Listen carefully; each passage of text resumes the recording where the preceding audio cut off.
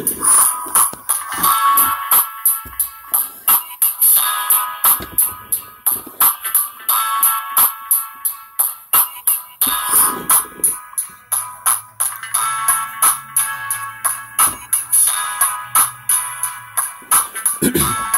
what's up guys, it's JuderzGaming here, back with another video, and today I'm making a reaction video. So further enough, let's get on to it. Now it's Mr. Nightmare. Nope, don't watch Mr. Nightmare videos at night, only if you're making reaction videos. If not, then don't watch it at night. Alright, check out my social media pages. I've been posting more lately videos. I'm doing one reaction video tomorrow, right? Actually, one or maybe two tomorrow. No, one tomorrow. And then like 2 or 3 gameplays, 2 mobile gameplays, and probably one Xbox gameplay in the evening, right? And then probably on Sunday, a shout out. Alright, so let's get this video started. It's called Scary Snowstorm Stories by Mr. Nightmare.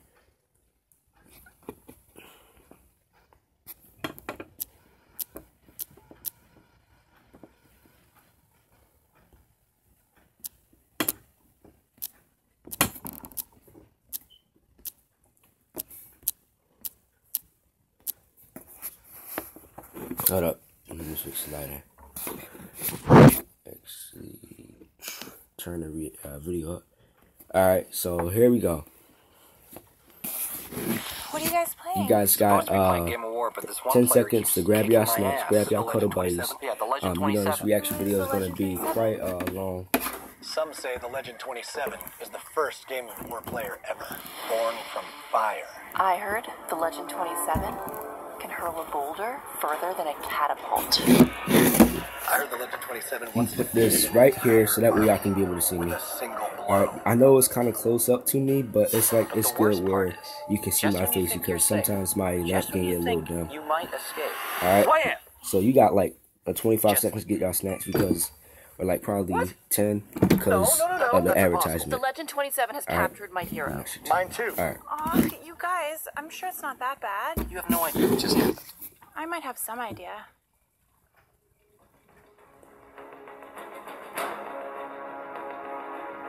Game of War. Play for free on the App Store.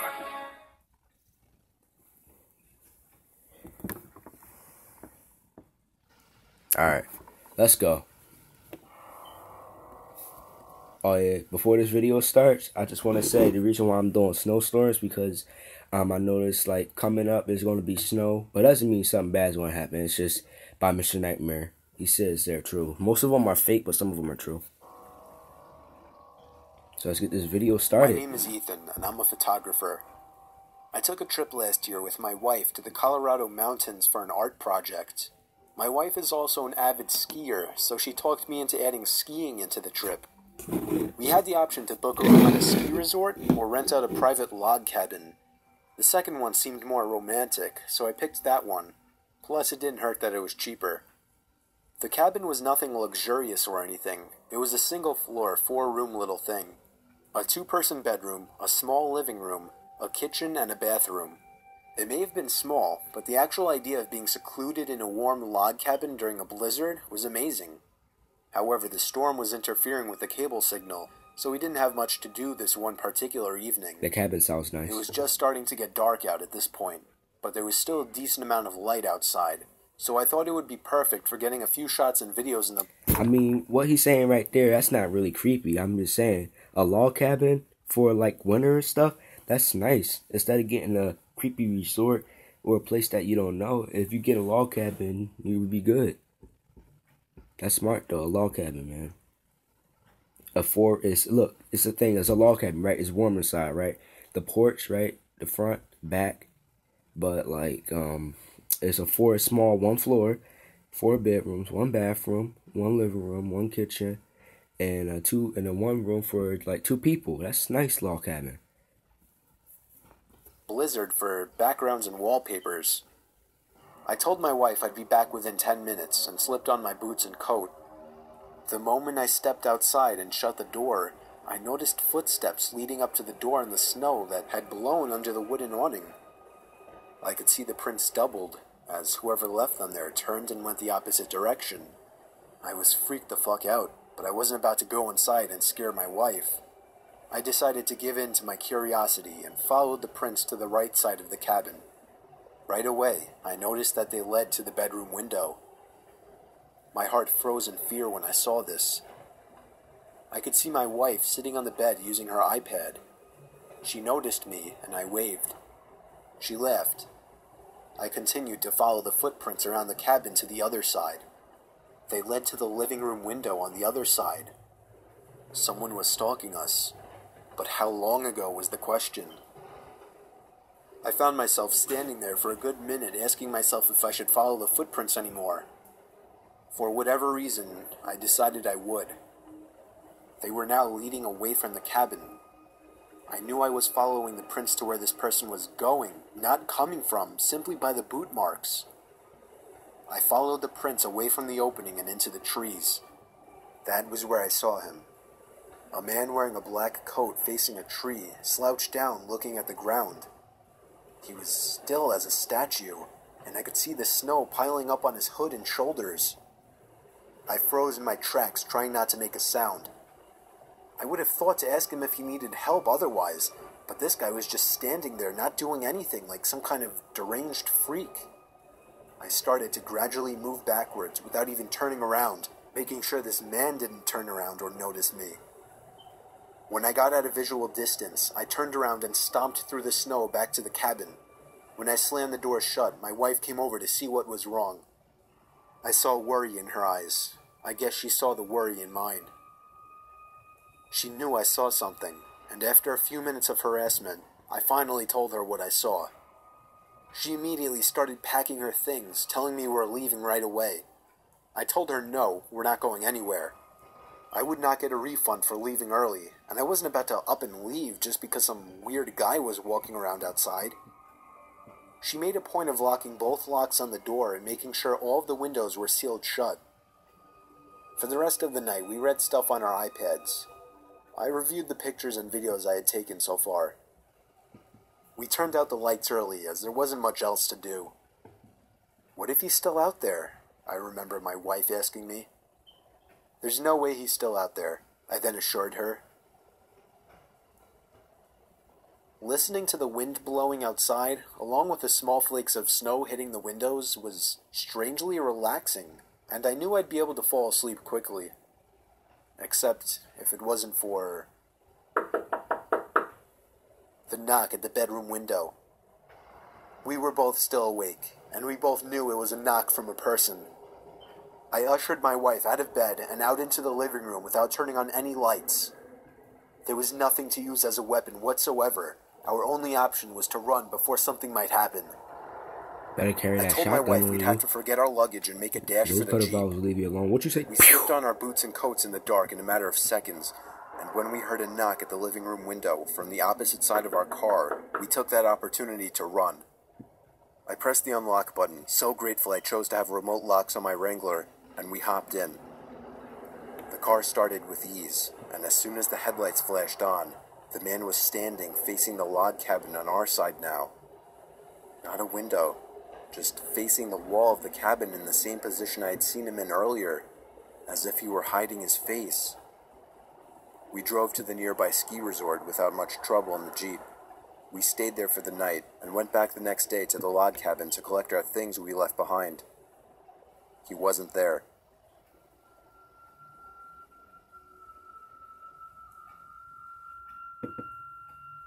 When I was 17 years old and I was home alone, coincidentally on the night that I tried pot for the first time, I experienced the most horrifying moment of my life. It was mid-December, during a late fall snowstorm. I was in my room with some movie on in the background, Mrs. Doubtfire if I recall correctly, though I wasn't paying attention to it. I was trying to figure out how to properly inhale without coughing. I think I spent about half an hour breathing in smoke from that pipe, yet I couldn't even tell if I felt any different. For maybe another 10 minutes I still continued at it, and finally, I felt a little different. It was a new feeling, hard to explain at the time. I felt as if the room around me felt more calming, and I was more attentive to my surroundings, or maybe less attentive, I couldn't really tell. All I know is I felt different. I was excited. I wanted to keep going. Then, suddenly, I felt as if I heard a sound come from downstairs. I muted my TV and listened. It sounded like there was a tapping noise coming from the front door, like a light knocking. I got nervous that it was my parents or sister, as I didn't know if I'd be noticeably acting differently, or if they would be able to pick up on the smell from around the house. I headed downstairs and looked through the peephole, not to find my parents or sister, but a severely underdressed, almost homeless-looking man. To put this into perspective, we don't live in the kind of suburbs that a lot of you most likely live in. We don't exactly live in a completely desolate area either. We have neighbors, but houses are about 200 yards apart from each other, which doesn't sound like much, but it's a decent distance. So on a dark, stormy night like this where we live, with some random, dirty-looking man who I'd never seen before standing on my porch, I naturally pretended I wasn't home. I stood there and kept watching through the peephole as the guy stayed put, proceeding to knock on the door again, this time louder. I knew I wasn't going to answer, so I walked back upstairs to my room and shut the door. In a sense, I felt bad, but I would never let a stranger into my house, and I couldn't imagine what else he could have wanted other than to be let in. Time passed as I continued hitting the pipe, getting more adjusted to it, and starting to really feel its effects. I felt like my mind was wandering, forgetting I was even laying in my bed, or even in my bedroom for that matter, when there was a loud thud at my window. I jumped up quicker than a mousetrap when I heard it. It sounded like a rock had hit my window. I shut off the TV now, the only source of light in the bedroom. Now it was pitch black. It took me a while to connect this with the man who was at the stoop. He was out there, I was in here. There's nothing he could do to me, I somehow assured myself. However, being high only made me more paranoid and afraid of every little noise. In fact, I seemed to be more alert to every sound, even the small little house noises like random cracks in the walls. Nothing happened after a few minutes, and being in the pitch-black darkness kind of tired me out. That, and apparently I just learned that pot puts you to sleep more effectively than sleeping pills. I awoke sometime later, thinking it must have been 3 in the morning, but I looked at the clock, and it said it was only 1:45. I had only been asleep for 20 minutes. I sat up thinking I heard something from down in the den. I rubbed my eyes, and then remembered the man. My heart started racing again. I was about to get up when I realized something. Across the room, there was something beyond my half-open door. I leaned in and squinted my eyes. There was somebody peering into the room at me from behind the door. I let out the most horrified and gut-wrenching scream possible as the person then emerged from the door and started walking over to my bed in the dark. I just need a warm place to stay. I had no choice but to shove him to the floor when he made it to my bed. It was then that I realized he was a very skinny and weak man. I was able to drag him up and push him to the front door with force. He tried to fight and resist, but he was too weak to do anything. He was crazy. I could see it in his eyes. I shoved him outside and locked the door, and then called the cops. I stayed downstairs where he had broken the glass to get inside, just to make sure he couldn't get back in. When the cops arrived, they found him sitting in my front bushes, curled up in a ball. They took him to the station, and he was no longer my problem. So do I feel bad about this today? I guess I do a little. He was undoubtedly crazy, but I don't know how dangerous he was. It was still either way the scariest experience of my life.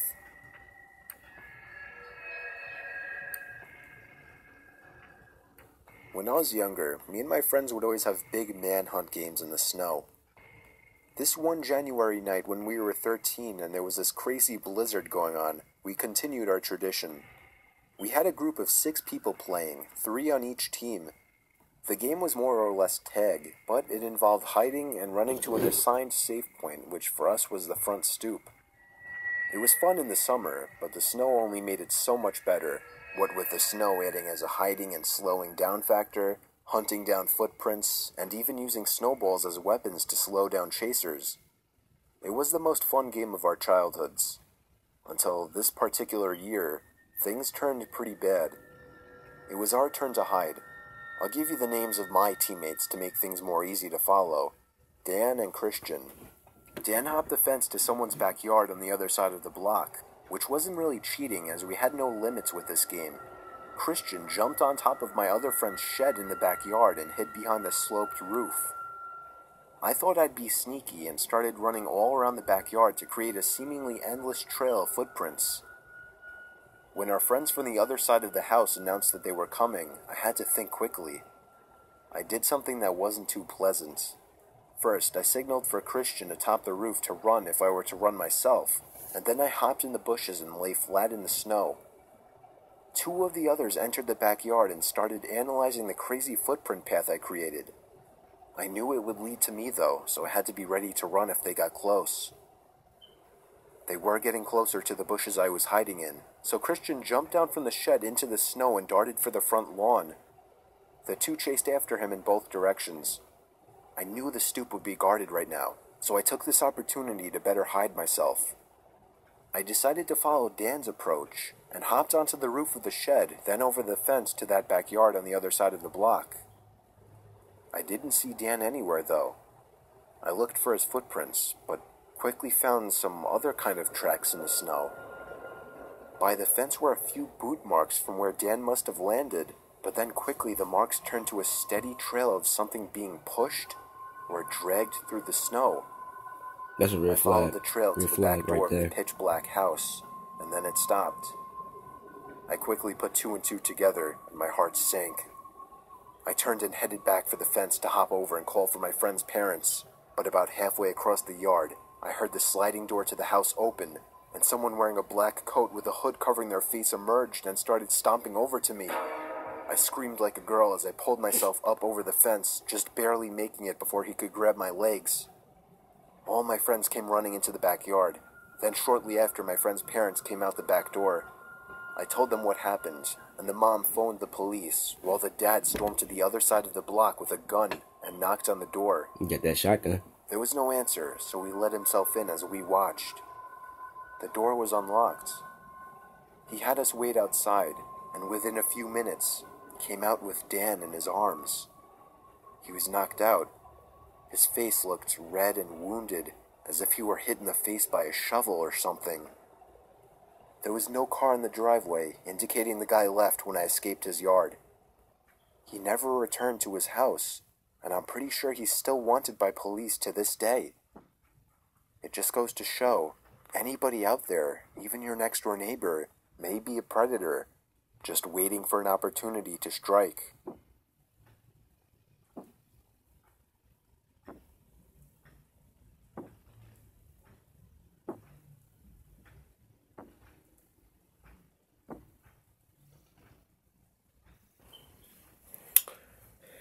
Yep, all I have to say is just, watch your back. You cool. You got buddies to protect your back. You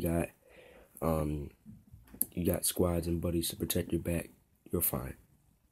That's all I have to say. So you don't need to worry, what's going to happen? You got friends, right? You got friends.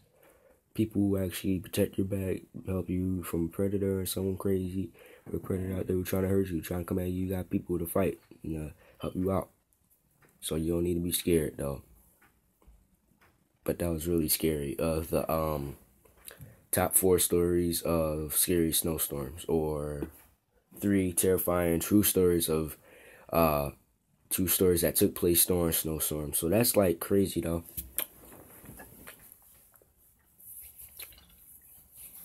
Sorry about that. If you guys see my media lately, comment anything, comment stuff, and give it a thumbs up. Also, the reason why I'm speaking like this because my baby cousins are sleeping and my parents are in the next room, so I can't be loud. I can speak like this though. Yeah, I don't need to speak like this, but I can speak like this though, so that way y'all can hear me. Anyway,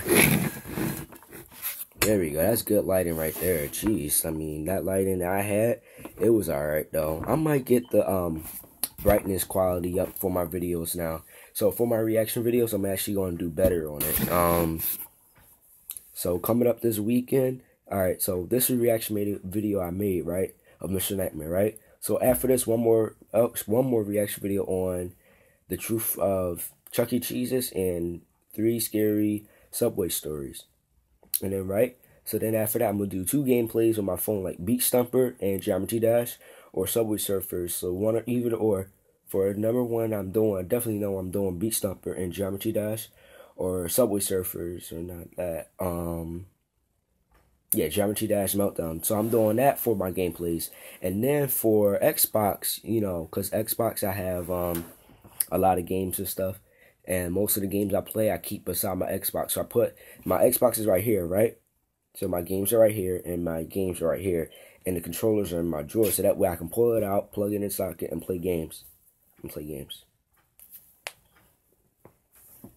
But what I am going to do is, probably not now, but like in 10 minutes after I post this video, I'm going to show you my game system. Because I think the 360 is good. There's nothing wrong with the 360 in my opinion. I believe that the 360 is just a good Xbox system.